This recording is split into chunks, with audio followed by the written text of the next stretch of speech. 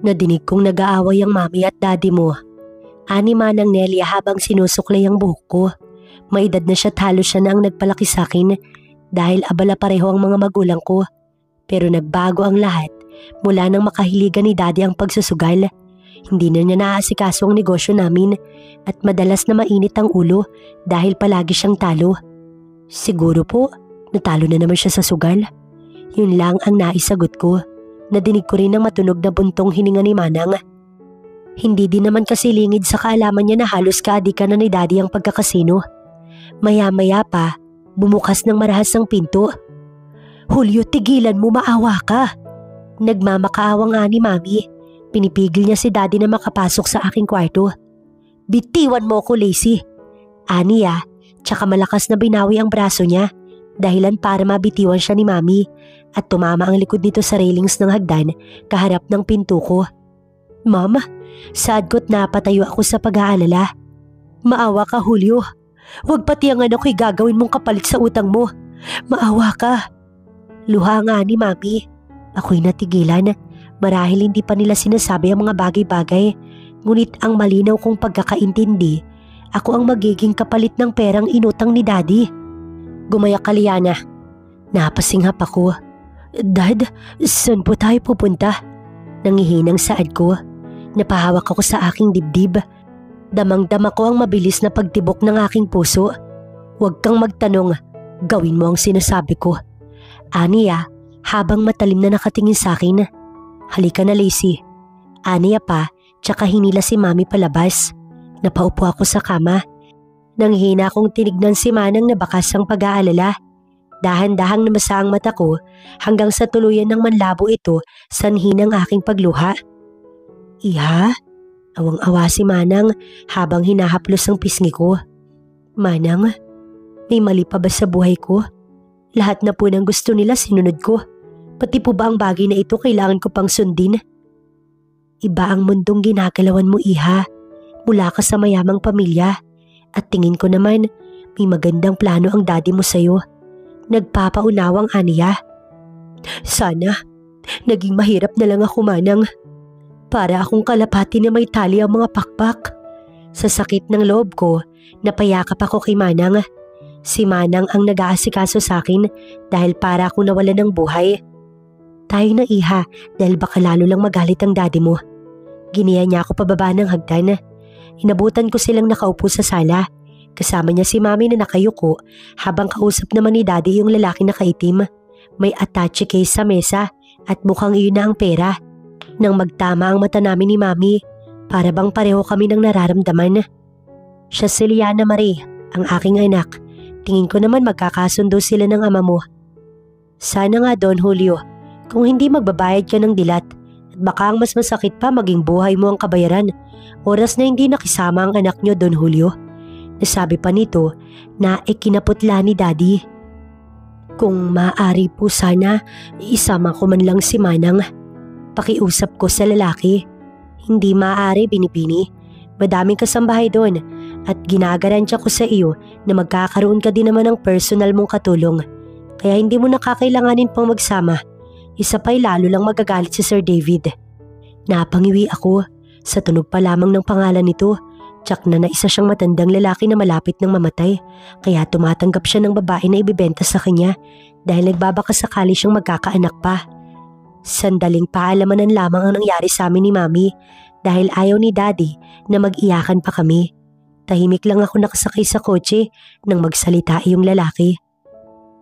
Napakapait ng iyong kapalaran, Binibini. Nilingon ko lamang siya.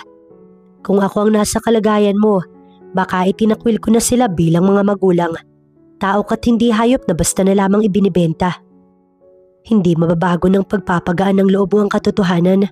Kung sakaling magmamakaawa ko sa iyo, tsak na hindi mo rin naman ako pagbibigyan, kaya para san pa? Sinserong saad ko, walang bahid ng galit dahil totoo naman lahat ng sinasabi ko. Hindi ko alam kung gaano na kami katagal na nakasakay sa kotse, basta pinapanood ko na lamang ang mga nadaraanan namin hanggang sa huminto yun. Pumasok ang kotse sa isang iskinita. Ngayon naman, binabagtas na naman ang sementong daan na may mga nagtataasang puno sa bawat gilid. Liblib yun hanggang sa masilayan ko ang malapalasyong bahay sa dulo nun. Pinagbuksan ako ng driver. Bumaba ako at sa di kalayuan, nakita ko ang isang lalaki. Di ko siya gaanong makita, basta ang alam ko lang ay asulang mata niya at nakatanaw sa akin. Nasa mapuno siyang lugar, hawak ang libro sa kanyang kamay, habang matalim na nakatitig sa akin. Tayo na. Saad nung lalaki na katabi ko kanina. Pumasok kami, puno ng pagkamangha ang aking mata. Napakayaman nila. Yun ang tangi kong nasabi. Naglakad-lakad pa kami hanggang sa mahabang pasilyo. Maliwanag naman doon kaya hindi ako nakaramdam ng takot. Pinagbukas akong muli ng pinto ng lalaki. Ito na ang magiging kwarto mo. Maya-maya lang isusunduin ka ni Emma para sa hapunan. Paliwanag niya pa sa akin. Pinanood ko lang hanggang sa magsara ang pinto. Matapos ay inikot ko ang aking paningin sa kabuuan ng kwarto.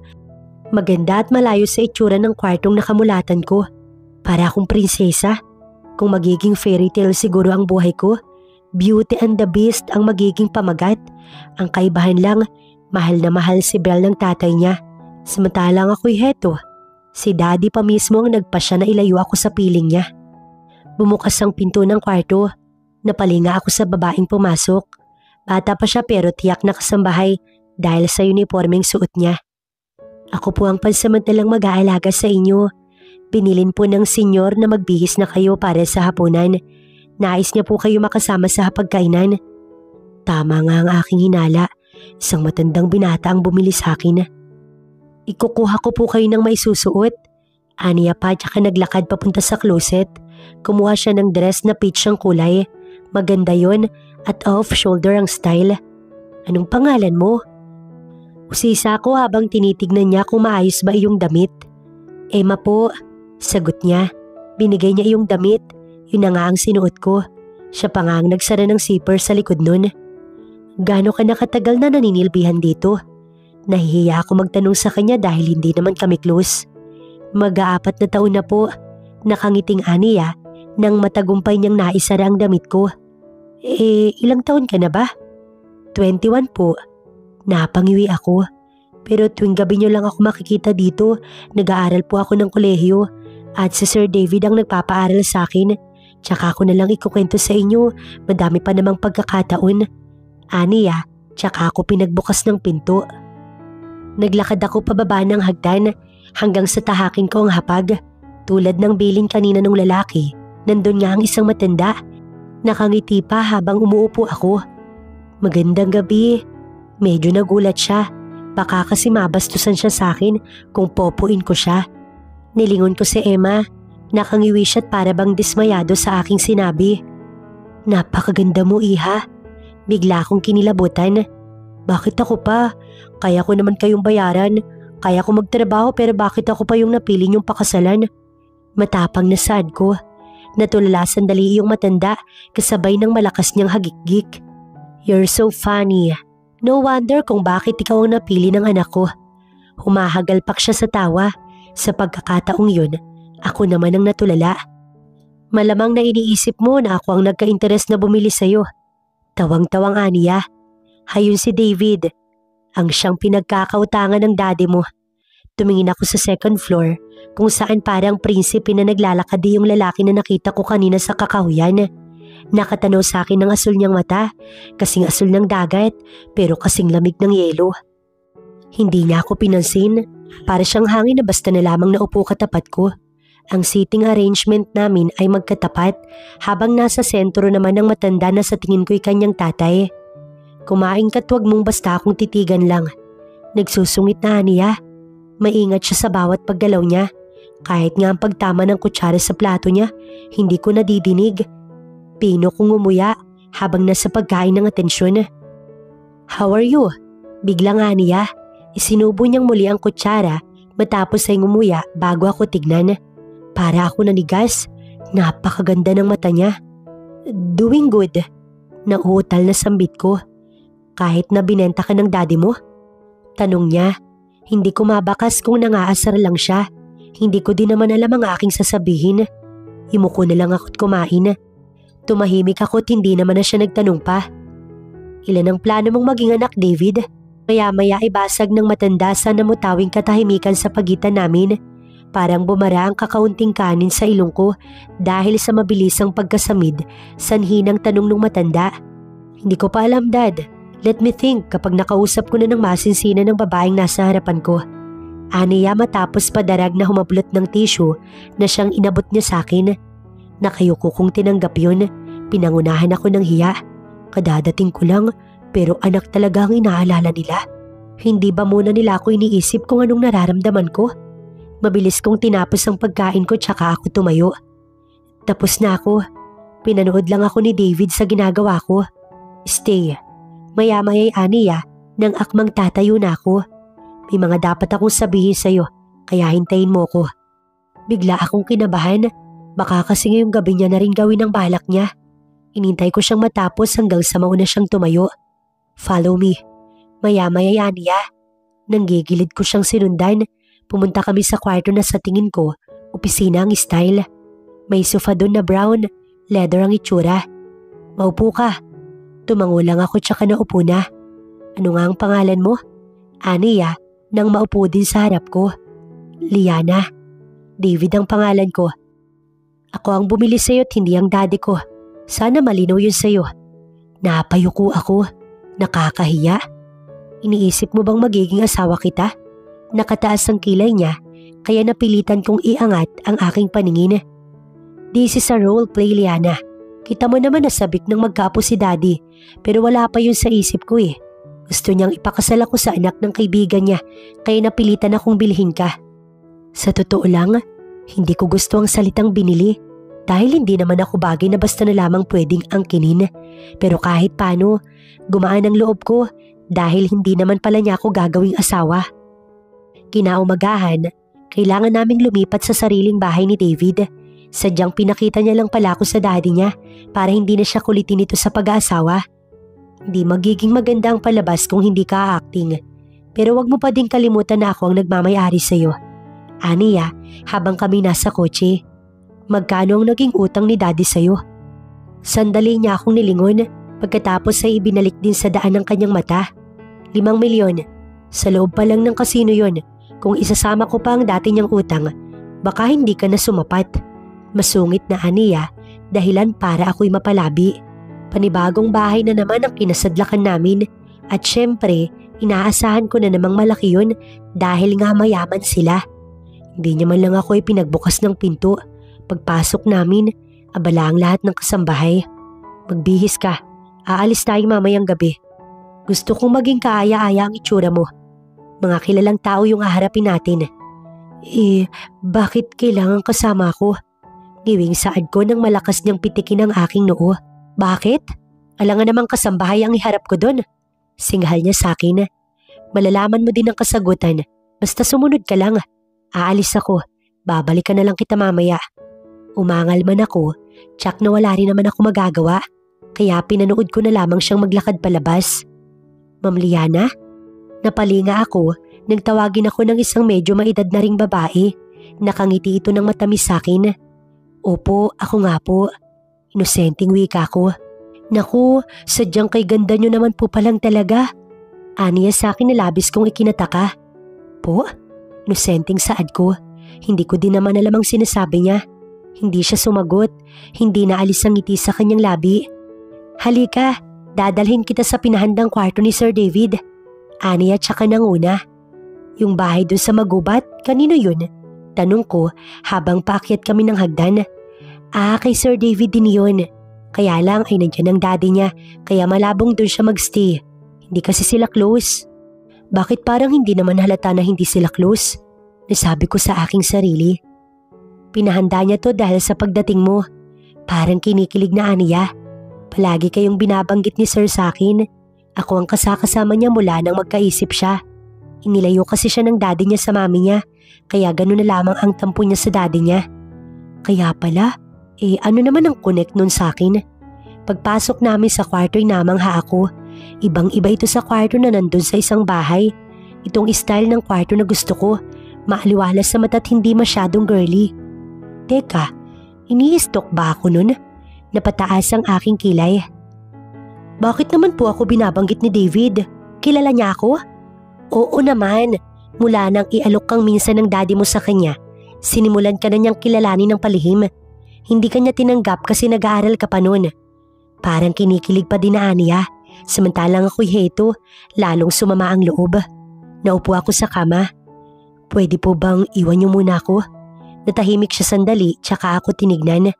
Oo sige. Ania, tsaka marahang umalis sa aking silid. Para akong walang kwenta. Para akong tao lang na basta humihinga. Inalok na pala ako ni Daddy noon pa man kay David. Dapat ba ako magpasalamat sa kanya dahil tinanggihan niya ako? Kinain ako ng katahimikan. Dumukdok ako sa aking tuhod. Doon ko naramdaman ang lungkot, ang pagiging mag-isa. Hindi ko inaasahan na tutulo ang aking luha. Nabag nagawa akong masama bilang anak niya. Bakit niya ako nagawang ibenta ng ganito kadali? Matagal na nasa ganoon ang sitwasyon ko hanggang sa madinig ko ang pagbukas ng pinto. Sa labas muna kayo please. Gusto ko mapag-isa.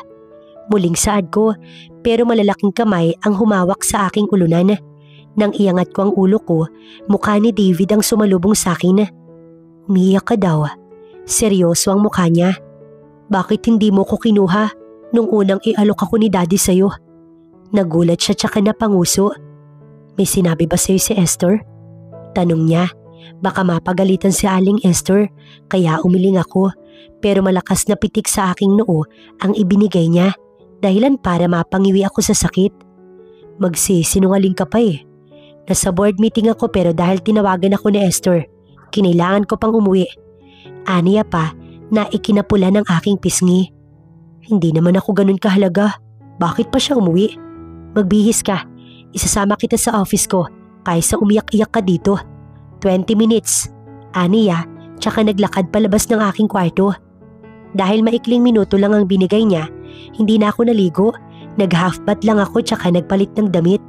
Mabilis akong bumaba habang nakanguso. Nakangiti siya nang lumabas ako pero kaagad ding nawala nang magsalubong ang mata namin. Hinintay niya akong makababa sa hagdan. You look elegant. Aniya, kahit brown na dress lang ang suot ko. Nandun na naman yung lalaki na sumundo sa akin sa bahay. Ngiting-ngiti habang nakatingin sa akin. Let's go, Sai. Ani David nang makasakay kami. Tulad nung nakaraan, hindi niya ako pinagbuksan ng pinto ng kotse. Tinatanong mo ako kung bakit hindi kita kinuha noon. Sinsero ang kanyang mata habang nakatanaw sa akin. Napasinghap ako kasabay ng malakas na kaba. Dahil hindi pwede. May boyfriend ka noon, hindi ba? Nanlaki ang mata ko. Paano niyang nalaman ang bagay na yun? Kahit isa'y wala kaming pinagsabihan ni Renz noon. Surprising, hindi ba? Maybe next time, may kukwento ko din sa'yo. Nakangiting Aniya, tsaka itinuon sa bintana ang kanyang mata. Siguro nga hindi basta-basta si David. Marami siyang alam tungkol sa akin, pero bakit niya yun ginagawa? Nakarating kami sa company niya. Naiwan sa kotse yung Sai. Pinamulhan ng aking pisngi nang hawakan niya ang aking kamay. Ang karamihan sa kanyang staff sa building na yun nakatanaw sa akin. Hindi niya binitiwan ang aking kamay hanggang sa makasakay kami sa elevator. Bakit kailangan mo kong bilhin? Anong plano mo oras na tinigilan ka na ng daddy mo sa pangungulit? Gusto kong gumanti sa ex-boyfriend mo. Aniya tsaka binitiwan ang kamay ko. Ha? He stole my girl silently. Alam kong nadala lang siya ng kung ano at may gusto pa din siya sa'yo. Matagal na kaming walang connection ni Renz dahil sabi niya magsusumikap siya para sa future namin. Anong stole ang sinasabi mo? Saad ko rito. Ayoko maniwala sa sinasabi niya. Yung matagal na yon, alam kong ikaw pa din ang gusto niya until now. Pero namali siya ng desisyon. Nakakalungkot dahil hindi niya na matutupad ang promise na yun sa'yo. Dahil nadala siya ng mainit na gabi. Dahil lasing sila ni Kashka ng panahon na yun. Pero still, nagtaksil pa din sila sa akin at sa'yo. Ang kilig na kanina'y nararamdaman ko dahil sa sinabi ni Aling Esther ay biglang naglaho. Ngayon ay malinaw ko nang naiintindihan. Hindi niya ako ini-stalk dahil sa akin, kundi gusto akong gamitin ni David sa paghihiganti niya kay Renz na kumuha sa GF niya noon. Mas sumakit ang puso ko dahil sa mga sinabi ni David tungkol kay Renz. Kahit paano kasi, umasa ko na babalik pa siya sa akin, pero mukhang malabo na. Pagdating namin sa office, hinatid niya lang ako. May business meeting pa ako, iwan mo na kita dito temporarily. In case na may magtanong sa'yo kung ano kita, fiancé ang isasagot mo. Nagsusungit na Aniya na naman. Mali ako nang iniisip. Akala ko, si David na ang inaakala kong kaisa-isang nagpapahalaga sa akin. Tulad ni Daddy, gagamitin niya lang din ako. Nag-cross legs ako at tinanaw ang kabuuan ng opisina niya hanggang sa bumukas ang pinto at nakangiting si Renz ang pumasok. Nabura ang kanyang ngiti nang ako ay makita. Liana? Nauutal na aniya. Kahit ako hindi ko din alam ang aking sasabihin. What are you doing here? Kukurap-kurap na ani Renz. Hindi pa ako nakakasagot nang muling bumukas ang pinto. Nakangiti si David kasama ang isang ginong na nakakbay sa kanya. Oh, nandito ka na pala. Ani David kay Renz. By the way, ani at saka lumapit sa akin at ako'y inakbayan. This is my fiancé, Liana Gonzalo. Galak na ani David habang ang kanyang mata na kay Renz na hindi na maipinta ang muka dahil sa pagkagulat. Nice to meet you, ani Renz, tsaka nanginginig ang kamay na inalok sa akin. I'm Renz. Aniya pa nang tuluyan kami magkamay. Malamig ang kanyang palad at halata ang kaba.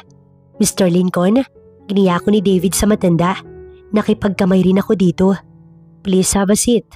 Aniya pa, kaya naupo kaming apat. You have a wonderful taste, Mr. Port. Nakangiting ani Mr. Lincoln kay David. How about you, Mr. Castro? I heard na malapit ka na ring ikasal sa long-time relationship mo. Tinignan ako ni Renz. Hiwalay na po kami. Naiiling na aniya. Siguro ay iyong GF ni David ang tinutukoy niya. Siguro nga'y dapat na ako maniwala kay David. So gano'n na lang. Ani Mr. Lincoln, magkikita-kita naman tayo mamaya sa Grand Ball. Hopefully na makita din kita doon, Miss Gonzalo. Umaasa akong ikaw ang magiging center of the night dahil sa ganda mo. Ani Mr. Lincoln, tsaka ito tumayo. Nakipagkamay siya sa dalawang lalaking nandun. Kung minsan, sumasagi sa aking mata ang bahagyang paglingon ni Renz. Gusto ko siyang tanungin kung anong nangyari sa kanya, pero nakakahiya kay David kaya nanahimik na lang ako. Matapos ng mahaba-habang pag-uusap nila, nagdesisyon na rin si Renz na umalis na dahil may kailangan pa siyang asikasuhin. Bukod doon, a-attend din siya sa ball. Simpleng ngitian lang ang naging huling paalamanan namin. Sabi na, ikaw pa rin ang gusto niya. Bahagyang natawa si David habang nakatingin sa pinto. Set up ito, tama ba? Nilingon niya ako ng may malamig na tingin. Sa kanya, hindi sa'yo. Sinserong aniya. Bakit? Set up ba ang dating sa'yo? Bakit? Gusto mo pa din ba siya? Kahit alam mong pinagtaksilan ka niya? Hindi ganun, David. Tao ako. Huwag mong paglaruan ng damdamin ko. Ayoko makisali sa mga ganito mo. Nagsimulang magunahan ang aking luha pero marahas niyang dinampot ang aking braso. Ang damdamin ko? Naisip mo ba kung anong nararamdaman ko? Mahirap akong kalabanin, Liana. Ang walang yang yun ang umagaw sa babaeng dapat ipakakasalan ko. Ang best friend ko pa na pinagkakatiwalaan ko ng husto. Pero ngayon ikaw naman ang gusto ko. Gusto kanyang bawiin sa akin. Tapos gusto mong hayaan ko na lang? Ganun ba? Ganun ba ang tamang maramdaman, Liana? Nagunahan sa pagkabog ang aking dibdib. Nakatunghay lang ako sa kanya. Hindi ko inaasahan ang sasabihin niya. Nang mapansin niya ang mahigpit na pagkakahawak niya sa kamay ko, marahan niya akong binitiwan, tsaka yumuko at napapahiyang lumabas ng opisina. Naawa ko sa kanya at the same time ay naiinis. Hindi ko mahulaan kung ano ba talaga ang gusto niya. Masyado siyang mahiwaga. Hinintay ko siyang bumalik pero wala nang David na bumalik doon. 4:00 nang pumasok si Sai.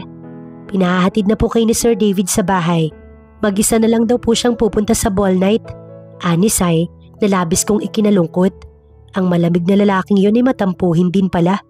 Wala naman akong sinabi sa kanya pero kung umasta siya, kala mo kalaban na niya ang mundo. Sumama ako kay Sai. Nag-uuwian na rin ang ibang staff ng company. Nasaan si David? Sad ko nang nasa daan na kami.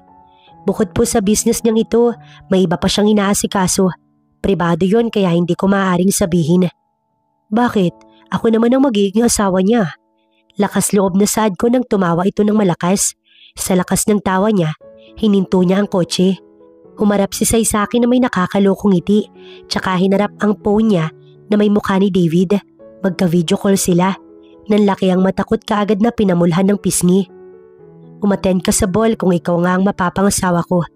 Ani David sa linya, tsaka pinatay ang tawag habang si Sai Hindi pa rin tumigil sa kakatawa. Sa inis ko'y binatukan ko siya. Mag-amo nga kayong dalawa. Pareho kayong may sapi sa utak. Naiinis sa singhal ko tsaka kunwari nagtampo. David, POV. Pasado 7:00 na ng gabi pero wala pa din si Liana. 6:00 pa nag-umpisa ang party pero mag-isa pa rin ako. Narito na si Renz. Wala ako sa mood na batiin siya. Abala din naman siya sa pakikipag-usap sa mga kakilala niya. I thought you're with Liana, Mr. Port. Si Mr. Lincoln kasama ang kanyang asawa. Sumama ang pakiramdam niya. Sagot ko tsaka marahan ng umiti. Ganun ba? Mamaya na tayo mag-usap. Ikaw ang pinakabigatin dito kaya ikaw ang gusto ko makausap sa huli. Napatawa ko't ganun din siya. Tumango ako bilang pagsang-ayon. Mag-isa ka? Napalinga ako sa gilid ko nang makaalis si Mr. Lincoln. Do you want me to join with you? Matamis ang ngiting aniya. Naka-violet na gown si Kashka habang hawak ang wine sa kamay niya. Don't talk to me. Will you? Saad ko tsaka ako nag-iwas ng tingin. Kasabay nun nang bumukas ang pinto. Ang lahat ay nakatingin sa bukana. Sa pagkakaalam ko, kompleto na ang mga bisita. Sino naman kaya ang may grand entrance na ito? Nang tuluyang bumukas ang pinto, doon ko lang nakita kung sino nga ba ito. Nanlaki ang aking mata habang diretsyong nakatingin sa akin ang kanyang mata. Nakataas ang kilay niya, wari inaalam kung sino ang taong katabi ko. Naka-ball gown siyang itim na halos sumayad na sa sahig. May mga diamond na disenyo yun. Para siyang mag-18th birthday. Sino naman yan? Dinig kong ani Kashka. Nilingon niya ako sandali pero hindi niya nakuha ang aking atensyon. Para bang oras na sagutin ko siya, may paglalagyan ako sa titig na yun ni Liana. Naglakad siya. Tulad ng sinabi ni Mr. Lincoln, ay mukhang siya ang naging center of attraction. Para bang napatigil niya ang lahat sa bawat hakbang niya. Hanggang sa tuluyan na siyang makalapit, matamis ng ngiti ang sinalubong niya sa akin. Sorry sa paghihintay. Malambing na aniya. Tinignan niya ang babaeng nasa gilid ko. Hey, I'm David fiancé, Liana. Inalok niya ang kamay niya kay Kashka. Fiancé? Naguguluhang ani Kashka. Nilingon niya ako. Masyado siyang nabigla. Yes, you must be Kashka, isn't it? Maarting ani Liana. Gusto kong umuso sa pagiging artista niya. Yes, I'm Kashka. Saad niya tsaka tinanggap ang kamay ni Liana. Hindi kasi nabanggit ni David na may fiancé na siya. Naiiling na ani Kashka. Well, it's not matter since nakilala mo naman na ako personally, right? Mukyabit siya sa braso ko. Palagay ko'y kuhang-kuha niya na ang inis ni Kashka. Pero wala naman siyang dapat ikainis, di ba? Nagawa niyang ibigay ang sarili niya kay Renz nang walang pag-aalangan. Let's go, love. Baka hinihintay na ako ni Mr. Lincoln. Maarting aniya. Napairap ako tsaka peking umiti. Napakagaling umarte. Naibulong ko sa aking isip. Hinanap namin si Mr. Lincoln. Pero syempre dahil may grand entrance ang legend kong fiancé, hindi may iwasan na may magtanong kung sino siya at saang pamilya nagmula. Hindi naman siguro magiging mahalaga sa inyo kung saang pamilya man ako nagmula, hindi ba? Tutal kung sakaling ako ang mapapangasawa ni David, hindi naman kayo ang pakikisamahan ko. Napangisi ako sa pamatay na sagot ni Liana. Mr. Port, Miss Gonzalo. Si Mr. Lincoln na nga ang siyang lumapit sa amin. Maugong ang naging pagdating mo kanina, Miss Gonzalo. Napakaganda ng iyong suot. Mula sa Dior ang damit niya, honey. Sagot ng asawa ni Mr. Lincoln. Sino nga ba ang pumili ng damit mong yan? Pabulong na tanong ko. Yung babaeng nakilala ko. Nakangiting ani Liana. Tiyak na hindi ko naman kilala ang babae na yun, kaya hindi ko na inusisa. Nakipagkwentuhan ako kay Mr. Lincoln habang si Liana naman ay sige ang pag-inom ng alak. Dahan-dahan, uuwi pa tayo. Ilalaglag kita, oras na magpakalasing ka. Saad ko nang tumawa siya ng matunog pero mahina lang. As if na mailalaglag mo ko. Hindi ba't gusto mo ko? Pangasar niya sa akin na ikinanguso ko. Baka kung ano pang sabihin niya sa akin, kaya minabuti ko na lang na itikom ang aking bibig. Maya-maya pa, lumapit sa amin si Renz. Kahit hindi niya sabihin, halata naman na si Liana ang sadya niya. Halata na nakainom din siya. Oh, hi! Parang napansin ko si Kashka sa bandaron. Kasama niya ba ang father niya? Ani Mr. Lincoln, may maliit na hidwaan sa pagitan niya at sa pamilya ni Kashka. Kaya nga laking tuwa niya nang malaman niyang wala na kami ni Kashka. Mayaman si Mr. Lincoln, kumbaga sa halaga 1,000,000 siya, samantalang 999 lang ako. Sa pagkakaalam ko'y 3 silang magkakaibigan, kabilang si Daddy ni Kashka. Hindi ko lang kilala kung sino pa yung isa. Well, Kashka and I have no any relationship. We're just a friend. Matapang na ani Renz. Actually, si Liana talagang sinadya ko rito. Kung hindi nyo pa alam, she's the one that got away. Nakangiting ani Renz. Mukhang lasing na si Liana dahil lalaking tiyakang tenga niya, oras na madinig niya ang mga pinagsasasabi ng ex niya. Naglakad si Renz at takmang hawakan ng balikat ni Liana kaya't mabilis kong tinapik ang kamay niya. Stay away. Kung mahal mo pa yung buhay mo, kahit kaibigan kita, hindi kita sasantuhin. Minsan mo na akong hinahas at hindi ko nahahayaang maulit pa yun. Tinanaw ako ni Renz. Huwag kang mayabang dahil hindi kita tinuring na kaibigan. Mayabang na ni Renz, bagay na ikinatawa ko ng gusto. Huwag mo kong tawanan dahil hindi ako nagbibiro. Akmang susugudin niya ako nang mabilis na lumapit si Sai at ang 3 guard ko na narito sa loob. May problema ba, sir? Ani Sai, nagbabanta ang kanyang tingin. Kaya naman pala mayabang ka dahil may mga tagasunod ka dito. Nakangising ni Renz. Magdahan-dahan ka, Totoy.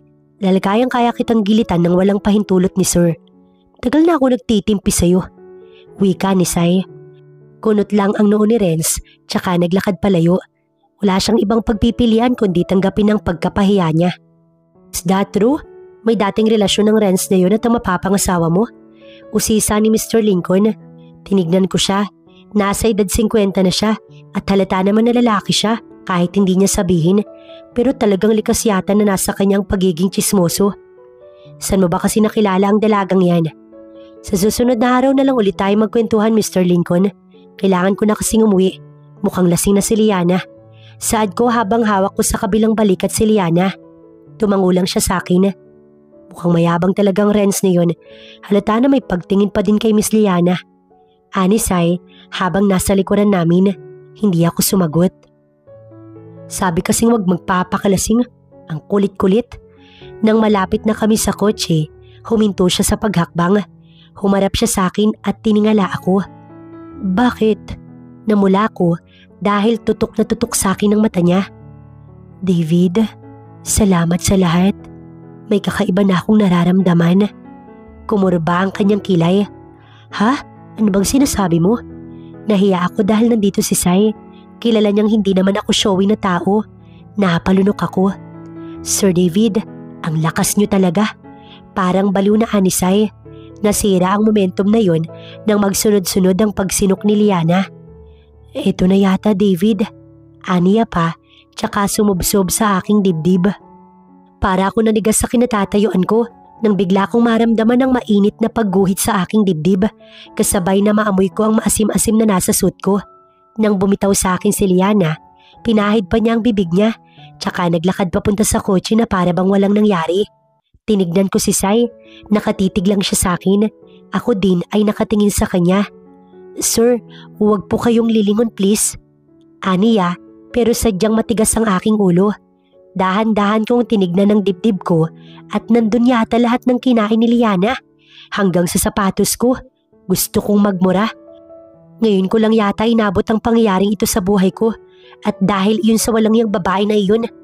Nanggagalaiti kong tinignan ang dugyot kong kadate at talagang nagawa niyang matulog habang heto't ako't mukhang basahan ng dahil sa kanya.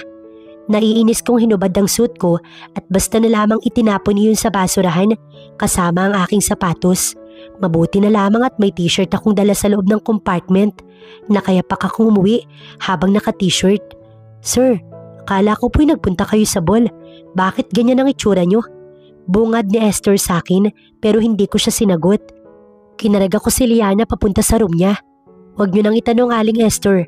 Baka ikaw ang mapagbalingan ng inis ni Sir. Dinig ko nga ni Sai. Sir, uwi na po ako. Maging siya, hindi ko na rin pinansin. Asikasuhin niyo ang dugyot na babae na yun. Bukas na bukas papuntahin niyo siya sa office ko.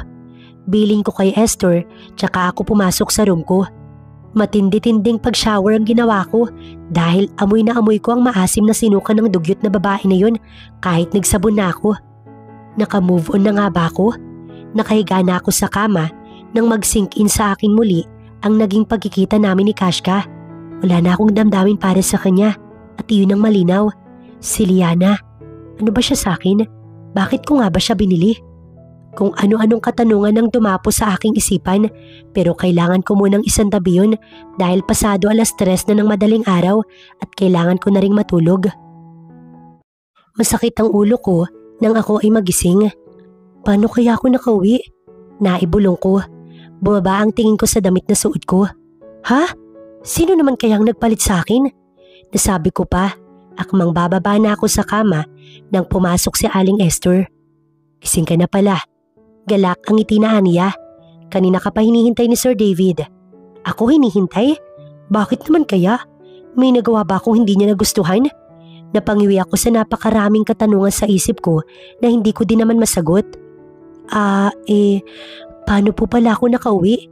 Kakamot-kabot ako sa ulo dahil sa wala talaga akong maalala. Naku, sobra ang kalasingan mo iha kagabi. Ang mabuti pa ay kay Sir David nyo na lamang itanong.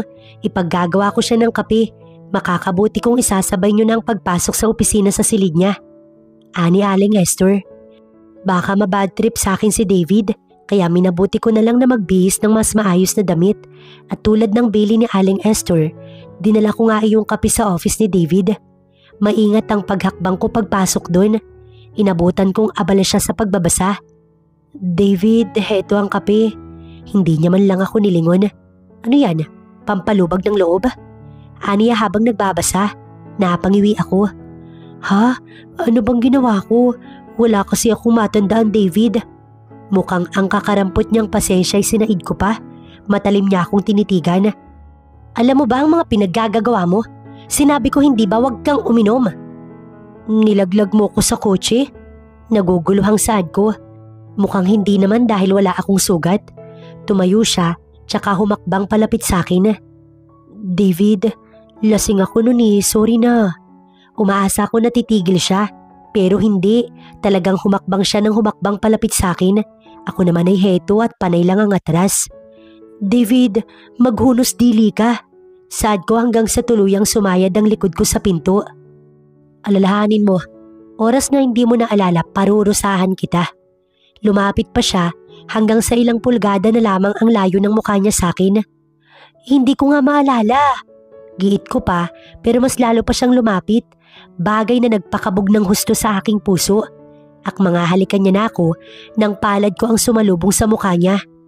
Diday, nanlaki ang mata ko at unti-unting nanuot sa isipan ko ang ginawa ko. Sorry na David, hindi ko naman sinasadya. Ngiwing saad ko pero tinaasan niya lang ako ng kilay. Kasabay nun nang hawiin niya ang kamay ko at tuluyang angkinin ang aking labi. Marahan at puno ng pag-iingat. Nagulat ako't iyon ang alam kong normal na reaksyon. Pero walang pagkontra ang aking puso at isipan ng mga sandaling yun. Bagay na hindi ko maunawaan. Isang beses mo pang punuin ang aking pasensya. Hindi lang halik ang magiging parusa mo. Let's go, mag-almusal tayo. Aniya, habang naiwan ako nakatulala. Nang mga sumunod na araw ay naging okay naman kami ni David. Siya na talaga ang mapapangasawa ko kaya hindi na ako maaaring magreklamo kung may hingin man siya o ano. Isang beses, hindi siya nakapag-breakfast dahil may urgent meeting at maaga yung gaganapin. Naisipan kong dalhan siya ng almusal. Say, bakit nandito ka? Saad ko nang makita ko siya sa bukana ng building. Wala. May bisita kasi si Sir. Ganun ba? Una na ako. Saad ko nang pigilan ako ni Say. Sandali. Ano kasi? Importante yun. Giwing Aniya, kaya tinaasan ko siya ng kilay. Importante? Ako, anong tawag mo sa akin? Nakataas ang kilay na saad ko. Mas importante, kaya lang may sinisettled pang issue si Sir. Ani Say, tinignan ko siya ng masama. Say, wag mo kong anuhin ha, di na ako natutuwa. Dinampot ko ang kamay niya. Escort me then. Papasok na sana kami nang mamataan ko si Kashka at si David na magkasama. Seryoso ang mukha ni David pero still they accompany with each other. So eto yung settled na sinasabi mo. Galit na saad ko habang nakatingin sa dalawa. Hinarap ko si Sai. Oh, ibigay mo sa kanya yung almusal na ginawa ko. Sabihin mo, isalo niya si Kashka dyan. para sabay na silang mamatay. Nilagyan ko kamo ng lason yan. Sigaw ko tsaka ako nag-walk out. Miss Liana! Miss Liana! Sunod-sunod na pagtawag sa akin ni Sai pero hindi ko na siya pinakinggan. Mabilis akong pumara ng taxi. Sa isang malaking coffee shop ako napahinto. Ano naman kung makita ko sila? Wala naman akong feelings para sa kanya. Nagpapanggap lang naman kami, diba? Sabi ko sa aking sarili. Nakaupo na ako nun sa mesa nang tumulo ang aking luha. Bakit ba kasi ako umiiyak? Naiinis na saad ko sa aking sarili. Pero mabilis kong pinahid ang luha ko nang makita ko si Renz na papasok sa coffee shop. Nagtagpo ang aming mga mata. Walang pag-aalinlangan na ako'y kanyang nilapitan. Are you alone? Tumango ako sa kanya. Wait, umiiyak ka ba? Kunwari nag-aalala siya. Naupo siya sa kaharap na upuan na mesang kinalalagyan ko. Bakit? Bakit ka umiiyak? Bakit nakikialam ka? Gusto ko mapag-isa, Renz, please. Let me explain, please. Aniya, na ikinakunot ng aking noo. Explain for what? Hindi mo tinupad ang pangako mo at yun ang totoo. You flirt with someone. O flirt pa nga bang matatawag yun? Ginalaw mo ang hindi sayo tapos babalik ka sa akin. Umalis ka na dahil ayoko makipag-usap sayo. Akmang tatayo na ako nang mahigpit niyang hawakan ng kamay ko. Let me go! Giit ko pero mas lalo niyang hinigpitan ang pagkakahawak sa kamay ko. Please, give me a chance. Pakiusap na Aniya. Bumuntong hininga ko, tsaka ako naupo sa harap niya. Pero wala din naman akong planong pakinggan siya. David POV. Sai, why are you here? What's that? Saad ko habang hawak niyang maliit na paper bag. Obviously, pagkain ng laman nun at saktong gutom na ako. Galing po si Miss Liana dito, sir. Para sa inyo nga po ito eh. Then, asa na siya? Tumakbo po. Nakitang kasama niyo si Miss Kashka. Nanlaki ang aking mata. Ano? Bakit hindi mo pinaliwanag sa kanya? Sinubukan ko, sir. Kaso ang bilis pong tumakbo. Oras na hindi ko nakita si Liana. Talagang sisibaking kita sa trabaho. Naiinis sa saad ko. Akmang sasakay na ako sa kotse nang maunahan niya akong pumasok. Ano bang ginagawa mo? Sasama ako para saksi ako oras na makita niyo si Miss Liana. At least, aware ako kung maalis ba ako o hindi. Pagmamalaki niya pa. Umirap ako't ngumuso. Nag-cross arms ako tsaka prenting na upo sa passenger seat. Matagal-tagal din bago namin narating ang coffee shop na along the highway kung saan nandoon ang babaeng hinahanap ko. Hay, buti secured pa din ang posisyon ko. Nakahinga ng maluwag si Sai pero hindi ko na siya pinansin. Nakipagkita siya kay Renz? So ano to? Gantihan? Naibulong ko pero nanlaki ang mata ko nang marahas na hawakan ni Renz ang kamay ni Liana. Nagmamadali akong pumasok at base sa pagkakaintindi ko, nangihingi pa ng second chance ang baliw na yun. Mabilis kong hinawakan ang kamay ni Liana. What are you doing? Galit na saad ko. David? Ani Liana. Nag-uusap kami. Give me some time, David. Ani Renz. Ako ang magpapasya kung magbibigay ako ng oras o hindi. Saad ko tsaka ako hinila si Liana. Ano ba, David? Ani Liana nang makalabas kami. Binawi niya ang kamay niya sa akin. Bakit kayo magkasama? Tinignan niya lang ako ng masama. Bakit sa akin mo tinatanong yan? Gawin mo ang gusto mo. Gagawin ko ang gusto ko. Aniya pa, tsaka ako tinalikuran at naglakad palayo sa akin. Ano ba? Kausapin mo nga ako. Saad ko nang habulin ko siya, pero winaksi niya lang ang kamay ko. Liana, ano ba? Huminto siya, tsaka niya ako tinignan ng masama. Ikaw nga, kasama mo si Kashka nang walang paalam sa akin. Hindi ako nagtanong, kaya wala ka ring pakailam kung sino ang kasama ko. Aniya, tsaka nagpatuloy sa paglalakad. Nasaan na ba si Sai? Walang yang yun ah. Iniwan ako. Hinabol ko si Liana hanggang sa hilahin ko siya sa gilid. Isinandal ko siya sa pader at titinuon ang aking kamay sa gilid ng magkabilang ulo niya. Liana, come on. Bakit ka ba ganyan? Nagsiselos ka ba kay Kashka? Kinausap ko lang siya. Sinalubong niya ang mata ko. Wala akong pakialam kahit ano pang napag-usapan niyo. Hindi ako affected. Irap na Aniya na ikinatawa ko ng malakas. Walang pakailam at hindi affected, pero alam kong nag-walk out ka. Sabihin mo kung paano ko aalisin ang selos at tampo mo. Wala kang dapat gawin. Aniya pa pero ngumisi lang ako, tsaka walang pasabi ng hagkan ko ang labi niya. Sa kauna-unahang beses na gumanti siya sa halik ko, pikitang mata niya na ikinahagikgik ko naman. Pakipot na silosa. Ano, hindi ka nagsiselos? Saad ko nang ihiwalay ko ang labi ko sa kanya. Huwag mo na ngang itanong. Aniya, tsaka nag-iwas ng tingin. Tara na nga. Saad ko tsaka hinawakan ng kamay niya. Saan tayo pupunta? Babalik na. Iniwan ako ni Sai. Bakit ka ba kasi umalis bigla? Nag-usap kami ni Kashka tulad ng iniisip mo. Gusto niyang makipagbalikan. Sabi ko nang huminto siya sa paghakbang kaya tinignan ko siya. Anong sabi mo? Ayoko na. Dahil balak ko nang buksan ang puso ko sa isang tao. Hindi ko pa sasabihin kung sino dahil gusto ko pang makasiguro. Ngiting wika ako sa kanya. Ngumiti din siya sa akin. Humarang kami ng taxi para mapabilis ng pagbalik namin. Pagdating sa office, nandoon si Mr. Lincoln. Ano pong sadya nyo? Bungad ko pagpasok namin. Naupo kami ni Liana. Ito hindi ko na maaaring ipagwalang bahala. Ani Mr. Lincoln, alam mo naman na hindi talaga ako na malagi sa bansang to. Kaya wala akong masyadong access, hindi katulad ng pamilya mo. Ani Mr. Lincoln, diretsahin nyo ng pakay nyo. Nais kong hanapin ang nawawala kong anak. Sa palagay ko'y nagbago ng apelyido ang asawa ko. Kahit anong paghahanap ang gawin ko, hindi ko siya matagpuan. Aniya, habang nakikinig lamang kami ni Liana. Sa pagkakaalala ko ay si Julia ang tumulong sa kanya. Ngunit sa tuwing tatanungin ko siya, matagal na daw siyang walang balita kay Lacey. Lacey po? Sabay kaming napatingin ni Mr. Lincoln kay Liana. Oo iha, Lacey Valderrama ang apelyido ng asawa ko. Hawak niya ang anak ko at nais kong bawiin ang aking prinsesa. Maaari ko po bang malaman kung bakit po kayo naghiwalay? Hindi ko maintindihan ang reaksyon na ito ni Liana pero alam pong paiyak na ang kanyang mata. Bigla siyang nanabag sa akin iha. Yun lang, saad ni Mr. Lincoln. Alam ko po, kaya ko pong ituro kung saan sila tumutuloy. Lakas loob na saad ni Liana. Nangunot ang noo ko. Bukas na bukas po, dadalhin ko po kayo sa bahay niya. Dagdag pa ni Liana.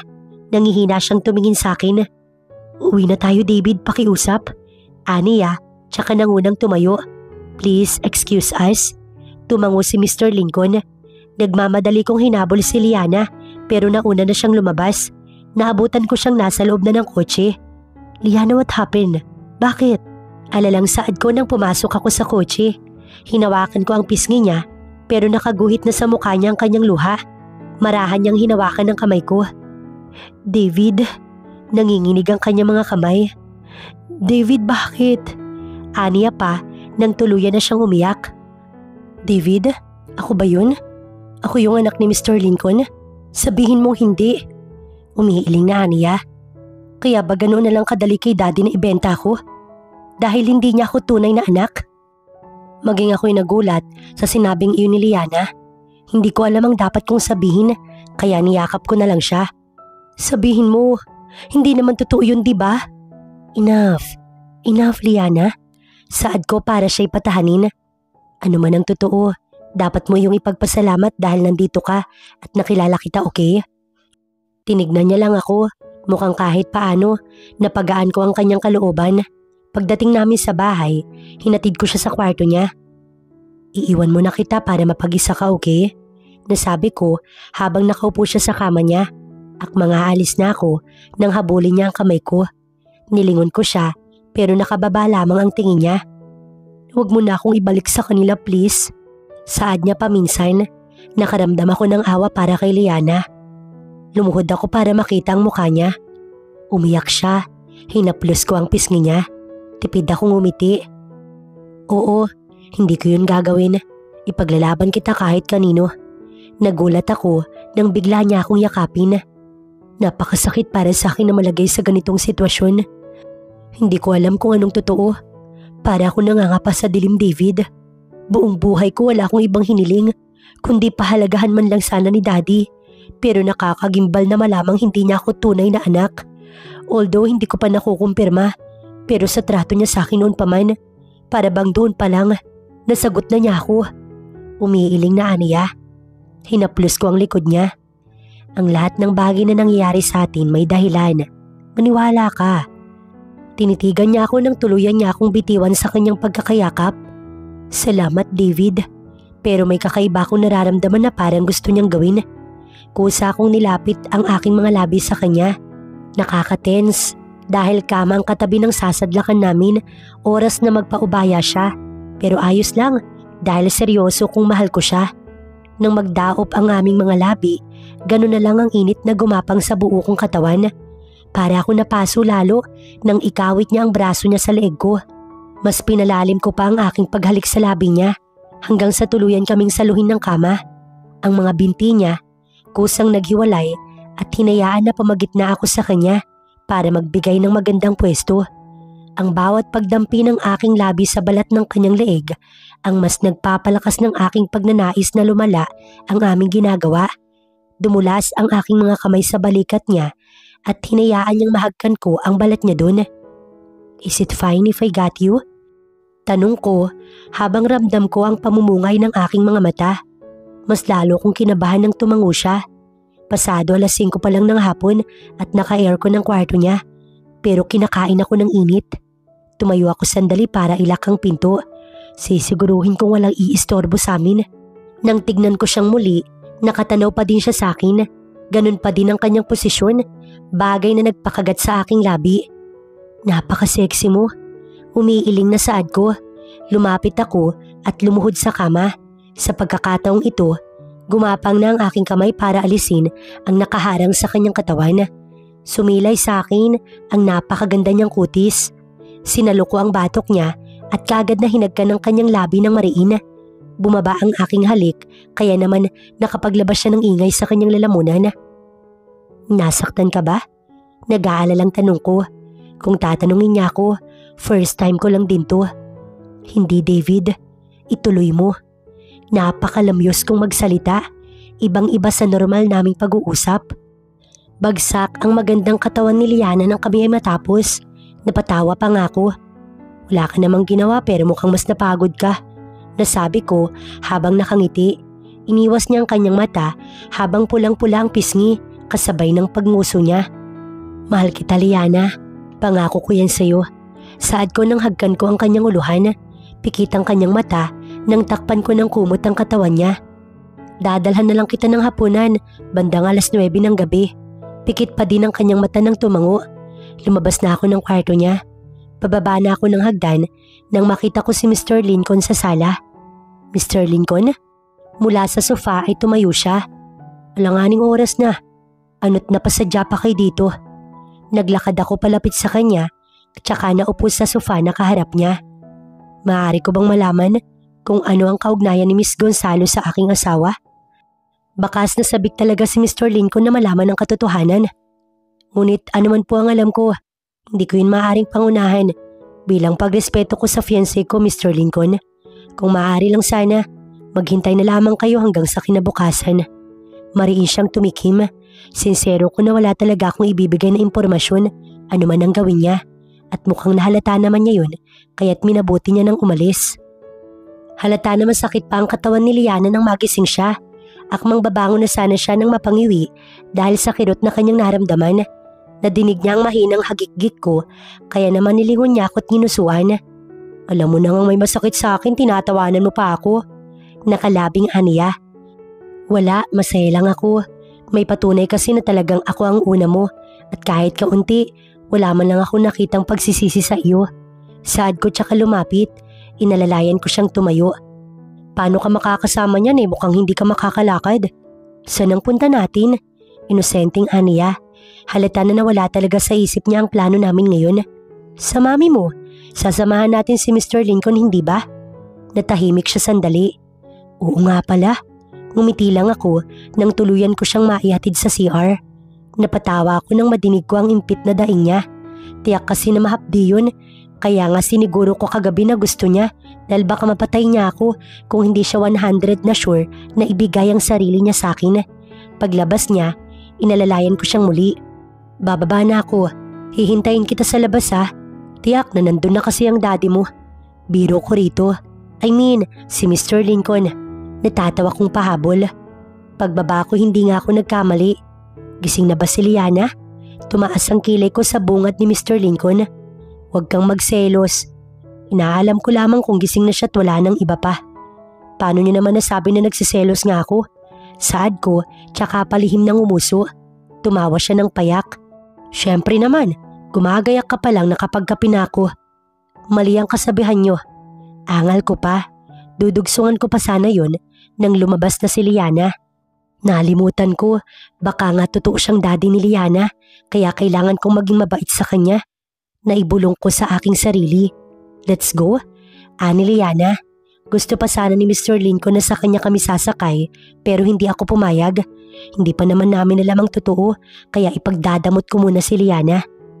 Anong plano mo kung sakaling si Mr. Lincoln nga ang totoong tatay mo? Basag ko sa katahimikan. Nasa unahan kami at nasa likuran naman ang sasakyan ni Mr. Lincoln. Wala akong plano, David. Sa'yo pa rin ako sasama. Seryosong aniya. Ang kaninang makulit na presensya niya biglang naglaho. Pagdating namin sa bahay ni Liana ay kotse namin ang unang pumasok. Kataka-taka na wala pa si Mr. Lincoln. Liana anak, sabik na anang mami niya. Patakbo ito nang siya yakapin. Nanggigilid ang luha ni Liana pero halata na ayaw ipakita sa mami niya ang kanyang damdamin. Mr. Port, malaki ang pagkakangiti nang lumabas si Julio. Ano't narito ka? Nawala ang ngiti niya nang makita niyang kasama ko si Liana. Ibabalik mo na ba si Liana? Tanong niya't halata ang takot sa mga mata. Umiling ako tsaka ngumiti. Hindi, syempre naman hindi, Julio. Nakangiting saad ko dahilan para manumbalik ang kanyang sigla. Hindi ko na siya ibabalik sa inyo. Actually, may iba kaming pakay ng mapapangasawa ko. Tumugma ang pagkakasabi ko nun nang pumasok ang kotse ni Mr. Lincoln. Ngayon ko lang napansin na Mercedes pa lang sa kanya. May bisita kami na naghahanap sa inyo. Pahabol ko pa, maging ang asawa ni Julio na patingin sa kotseng dumating. Bumaba si Mr. Lincoln. Namutla si Julio. Nagpapalitan ng kanyang tingin sa akin at kay Mr. Lincoln. Nanginig naman ang labi ng kanyang asawa. Wala ko naiintindihan sa mga nangyayari. Magandang araw. Magaan kong bumati si Mr. Lincoln. Lincoln? Ano't naparito ka? Ani Julio. Si Mr. Port ang nag-imbita sa akin. May nais lamang akong klaruhin. Matamis na ngumiti si Mr. Lincoln. Maaari niyo ba kaming imbitahan sa loob kung maaari?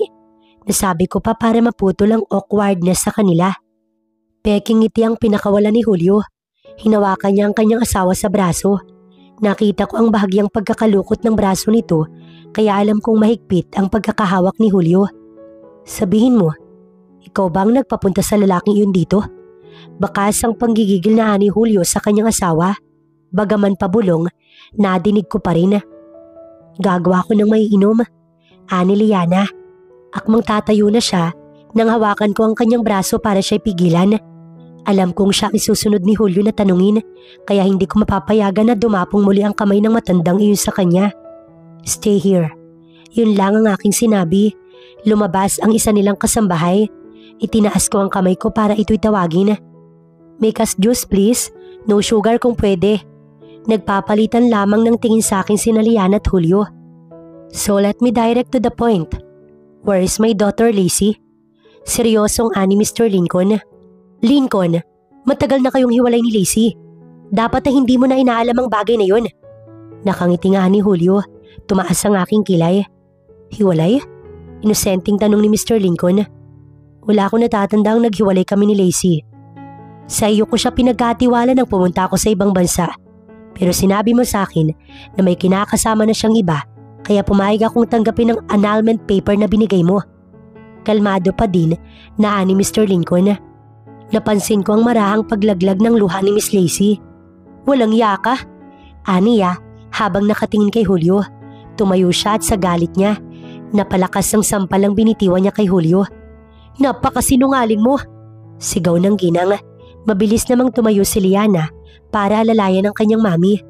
Ang sabi mo sa akin, inayawan ako ni Lincoln dahil may iba na siyang asawa. Namatay siya kamo sa car accident.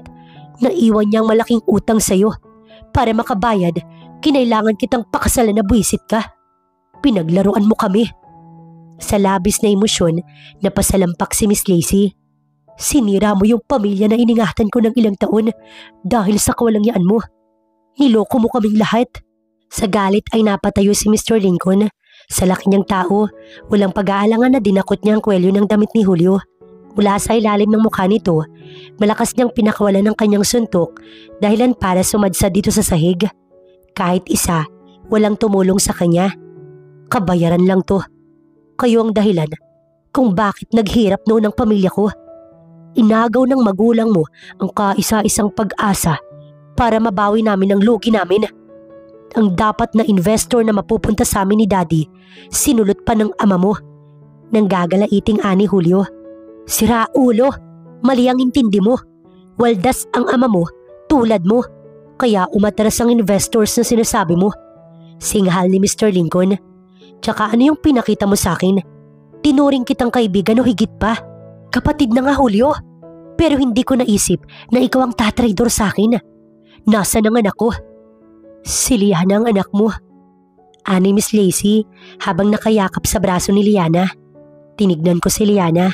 Ang kaninang paghagod niya sa likod ng mami niya, biglang tumigil para siyang kinain ng kung ano dahil sa mata niyang halo-halo ang emosyon. Lumandas ang luha sa kanyang pisngi. Mabilis niya namang pinahid yun. Alam naman niya na ang totoo tinaasahan kung magiging handa na siya. Pero nang tumingin siya sa akin, parang dinudurog ang puso ko. Awang-awa ko sa kanya. Para siyang batang nagsusumbong sa akin kahit walang lumalabas na salita sa bibig niya. Basta ang tanging ginagawa lang ng mata niya, tumulo ang luha mula doon. Kung ganun, bakit mama? Basag ang tinig na ani Liana. Tumayo siya at ibinaling niya ang kanyang mata sa mami niya.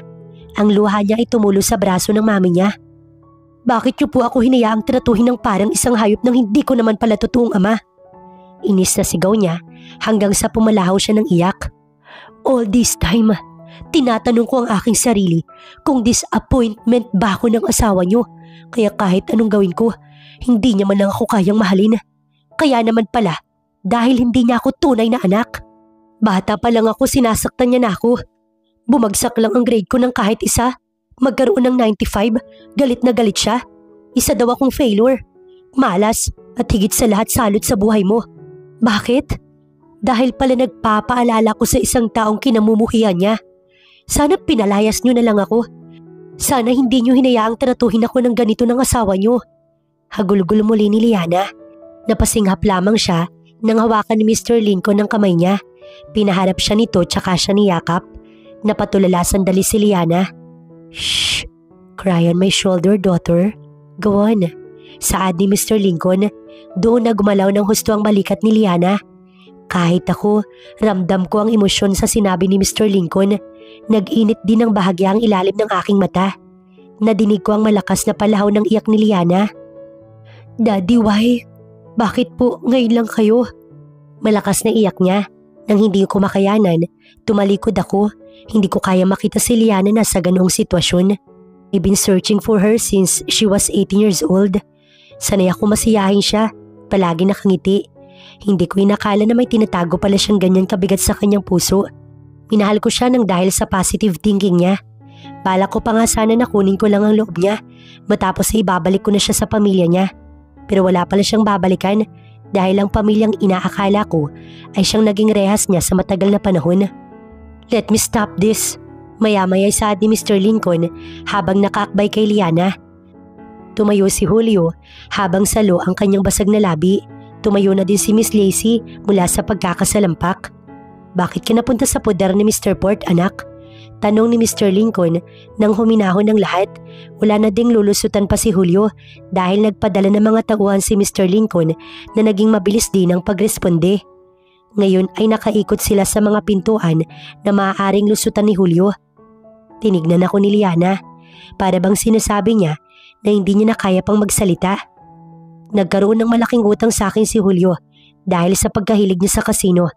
At si Liana ang naging kapalit nun. Ako na ang kusang sumagot nang gagalaiti si Mr. Lincoln nang tignan niya ako. At pinanggap mo naman, sigaw niya sa akin habang salubong ang kanyang kilay. Napangiwi ako. Hindi ko maaaring sabihin sa kanya na talagang ganoon ang binabalak ko dahil lalo niyang ipagdadamot sa akin si Liana. Lalo at may karapatan ng mayamang hukluban na ito ngayon. Hay, dapat talaga Naging mabait ako kanina sa kanya sa pagsagot ko. Baka bawian pa ako na to Nasabi ko sa aking isip. Businessman ako, Mr. Lincoln. Pero halata kay Liana na hindi niya nagustuhan ang sagot ko. Tsaka hindi ko talaga tatanggihan si Liana, Mr. Lincoln. Mahal ko siya at yun ang totoo. Sana'y sapat na ang sagot ko. Pagmamalaking saad ko. Babayaran ko kung anong halaga man ang binigay mo sa walang yang tao na yun. Batid kong gusto pa ni Liana ang kalayaan, Mr. Port. Sabi na balak talaga nitong ilayo si Liana sa akin. Paano na? Ipapakulong kita at sisiguraduhin kong mabubulok ka sa kulungan.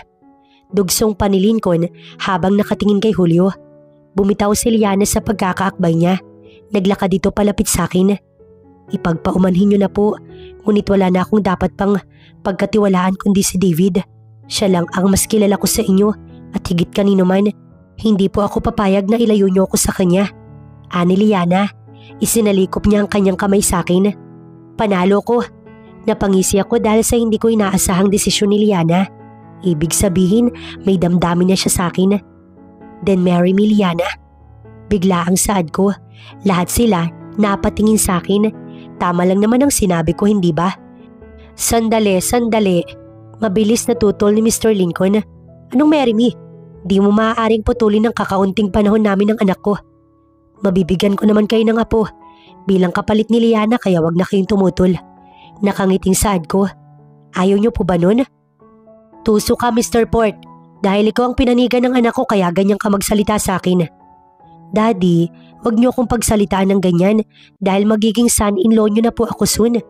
Just call me David. Tumigil ka. Hindi kita anak kaya wag mo ko madadi-daddy. Galit na aniya. Dad, wag na po kayo magalit kung pwede. Nakangiting panlalambing ni Liana kay Mr. Lincoln at mukhang gumana naman yun nang madinig namin ang buntong hininga niya. Maya-maya pa'y nagpasukan na ang mga pulis. Teka, ano to? Bitiwan niyo nga ako. Nanggagalaiting saad ni Julio. Walang yaka, Lincoln. At bakit? Anong ikakaso mo sa akin? Wala kang utang na loob matapos kong palakihin ang anak mo. Binitiwan ako ni Liana. Naglakad siya palapit kay Julio. Oo, pinalaki mo nga ako pero walang utang na loob na dapat bayaran sa'yo. Dahil bayad na. Ikaw ang pinakamumuhian kong tao sa buong buhay ko. Nanggagalaiting saad ni Liana. Nilapitan ko siya dahil baka kung ano pang magawa ni Julio kung sakaling makawala ito. Naging napakahaba ng araw na yun para sa akin. Pinili ni Miss Lacey na manatili sa bahay na yun dahil hindi naman na sila maaaring magbalikan ni Mr. Lincoln or should I say Daddy dahil may iba na itong asawa ngayon. Mas okay pa din sana kung sa akin katutuloy anak. Ani Mr. Lincoln nang makauwi na kami. Nagpupumilit kasi ito na makasama si Liana. Dad, alam niyo naman po na hindi po tayo ganun ka-close. Ayoko pong maalangan sa inyo. Maaari niyo naman po akong dalawin dito sa bahay ni David kahit paanong oras. Welcome po kayo. Pagpapagaan ni Liana sa damdamin ng daddy niya. Oo nga po, Dad. Nakangiting sagot ko naman. Tinignan ako ng mariin ni Mr. Lincoln tsaka niya akong inusuan. O siya, mauna na ako. Baka hinihintay na rin ako ng tita Stacy mo. Ani Mr. Lincoln kay Liana na ikinatango naman ito. Iginiya ko si Liana papasok. Okay ka lang ba? Tanong ko sa kanya. Tumango lang siya. Doon ka na sa kwarto ko tumuloy. Bakit? Inosente nga niya habang tuloy pa rin sa paghakbang. May namagitan na sa atin. Nalalapit na rin naman ang kasal natin. Dapat pa bang itanong yun? Natatawang saad ko. Sandali David, parang masyado naman yatang mabilis to. Gusto mo na naman yatang maranasang maghintay ng taon katulad ng naranasan mo kay Renz. Seryosong biro ko na ikinalabi naman niya. Sandali, ikukuha kita ng gatas para makatulog ka ng maayos. Dahil sa pataw-pataw na kaso ni Julio, inabot na kami ng gabi. Pinakamatimbang niyang kaso ay ang kidnapping with 2 innocent people at spreading a fake article. Tulog na nga ang kasambahay kaya ako na ang personal na nagtimpla ng gatas ni Liana. Pag-akyat ko ay nakatanaw siya sa kalangitan habang nasa balkonahin ng kwarto ko. Nilapag ko ang gatas niya sa side table at nilapitan ko siya. Niyakap ko siya mula sa likod at ibinaon ang aking baba sa kanyang balikat. Ang lalim ng iniisip mo, kasali ba ako dyan? Bumungis siya ng bahagya. Kasali ka David. Nakakatakot ang mundo. Puno ng hiwagat kasinungalingan. Iilang tao lang talagang maaari mong pagkatiwalaan. Kahit minsan, hindi ko naisip na maaari palang mangyari sa akin ang mga bagay na dinanas ko. Hindi ko akalain na hindi ako tunay na anak ni Daddy, kahit pa obviously hindi niya naman ako minahal. Hinawakan ko ang balikat niya, tsaka ko siya hinarap sa akin. Huwag ka na mag-isip, nandito na ako. Ako na palaging magiging totoo sa'yo. Kahit kailan hindi kita iiwan. Mamahalin kita ng buo, Liana. Saad ko tsaka ko siya hinalikan sa kanyang noo.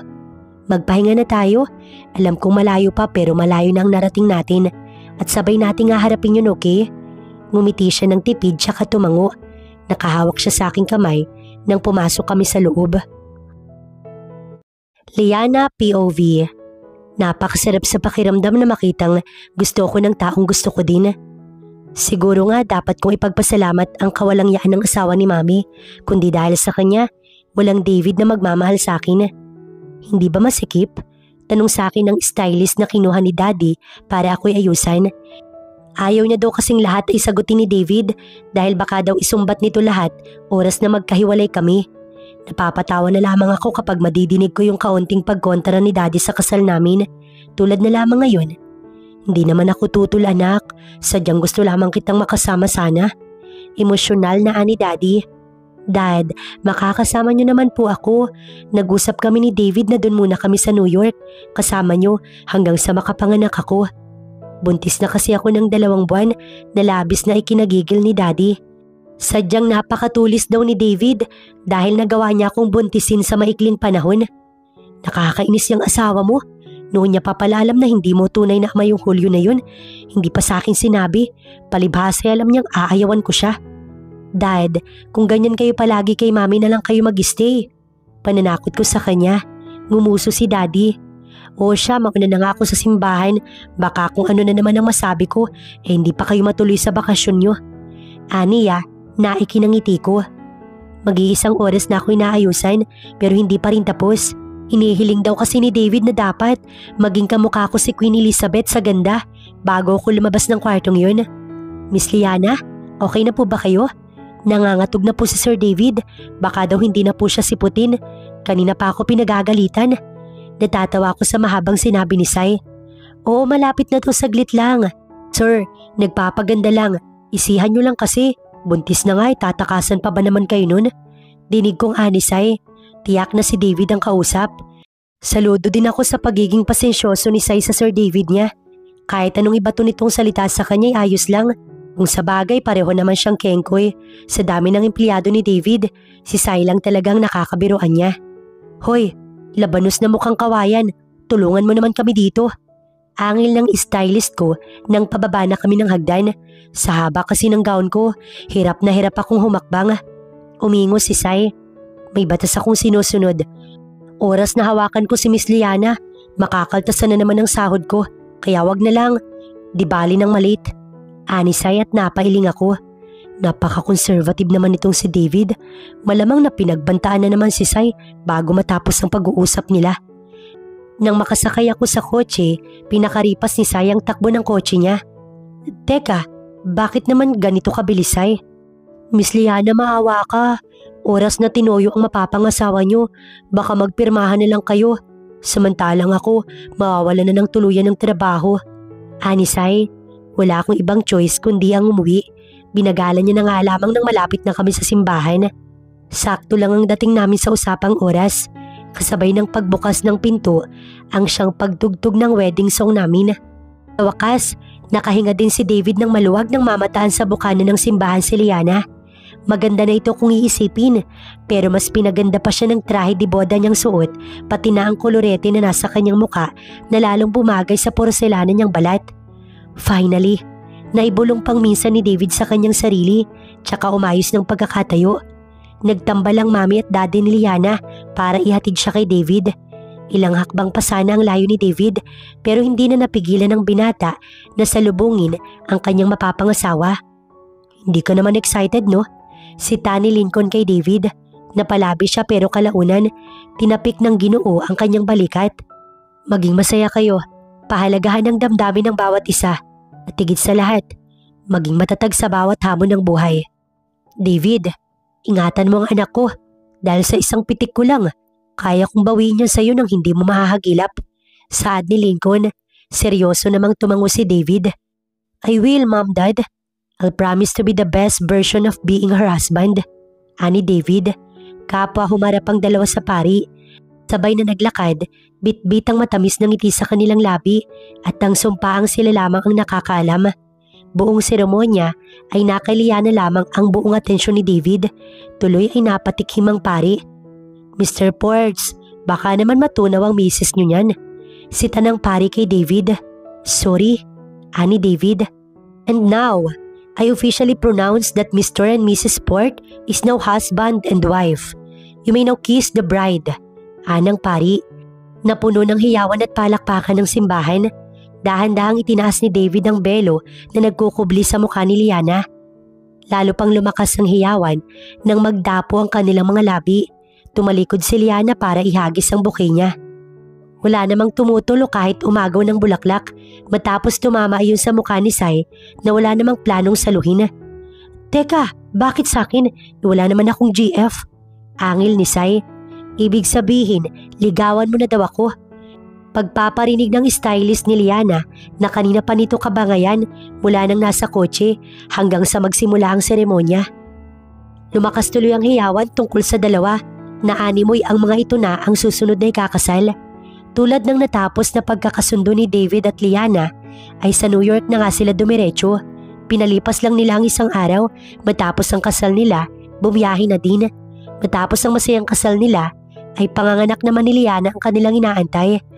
Sa ngayon kasi, 8 buwan na ang kanyang tiyan at temporary nagtatrabaho si David sa daddy niya bilang assistant at kaka-hired lang kanina. Nakaupo si Liana sa sofa, 3:00 na ng hapon nang makita niyang pababa ang stepmother niyang si Stacy sa hagdan. Anak, napalinga si Liana dito. Dapat iha, naglakad-lakad ka, malaki ng tiyan mo. Nakangiting saad ng stepmother niya. Tayo't pumasyal sa labas. Katamtama lang naman ang sikat ng araw at hapon na. Nasabi pa ng ginang sa kanya. Sumunod si Liana nang hindi kumibo. Mukhang sinadya talaga ng daddy niya na sila lang maiwan para makapag-usap sila ni Stacy. Mabuti at si David ang napangasawa mo. Hindi nahirapan ng mga puso nyo tulad namin ng mami at daddy mo. Nakangiting saad pa nito habang nilalandas nila ang mahabang daan ng mansyon nila palabas. Alam mo kasi, tulad ko, nahiwalay din ako sa dati kong asawa. Dahil sinasaktan niya ako hanggang sa makilala ko yung daddy niyo na noon, lugmok dahil sa pagkawala ng pamilya na iniingatan niya. Totoong nahirapan din ako talaga para mapaamo ang daddy mo. Mahal na mahal kasi niya ang mami mo. Kaya nga ganun na lang ang hinagpis ko nang malaman kong ibinenta ka ng kinakasama ng mami mo sa kung saan. Dahil alam ko yung hirap ng pakikisama sa taong hindi mo naman gusto. Sa edad mo, tiyak na mahihirapan ka dahil wala ka pang karanasan sa pakikisama. Napayuko si Liana. Hindi niya kasi gaanong kinakausap ang stepmother niya dahil nga ito ang dahilan kung bakit hindi na pwedeng magbalikan ng mami at daddy niya. Pero hindi niya inakala na may sarili din pala itong kwento tulad nila ni David. Naiintindihan ko ang nararamdaman mo, anak. Tao ka lang at may emosyong nararamdaman kaya hindi ko mayaalis kung may tampo ka man sa akin. Ngiting ani to pa. Tinignan siya ni Liana. Totoo nga ang kasabihan na sa edad nila, papunta pa lang sila ni David ay pabalik na ang mga magulang nila. Napayakap si Liana. Hindi ko pa po maiintindihan sa ngayon pero alam kong matatanggap ko din. Pasensya na po kung ganito ang pakikitungo ko sa inyo. Malungkot na ani Liana. Tinapik-tapik lamang ng ginang ang likod niya. Ayos lang, saad pa nito tsaka nagpatuloy sa paglalakad hanggang sa mamataan nila ang sasakyan ng kanilang mga asawa. Oh, bakit napahaga naman yata kayo ng uwi? Saad ni Stacy. Humalik si David sa kanyang asawa tsaka ito sinalubong ng yakap. Nakapag-usap naman ba kayo? Maya-maya'y saad ng daddy ni Liana. Napalabi siya dahil talagang tama ang kanyang hinala. Kayo talaga? Plinano niyong lahat no? Ani Liana kasabay ng tawanan nilang apat. Sa ngayon, makukontento muna si Liana sa mga pangyayari sa buhay niya. Dahil alam niyang kapag naipanganak niya ang kanilang supling ni David, tsaka palang magsisimula ang tunay nilang laban, isang laban na dapat kapit kamay pa din nilang tahakin ni David.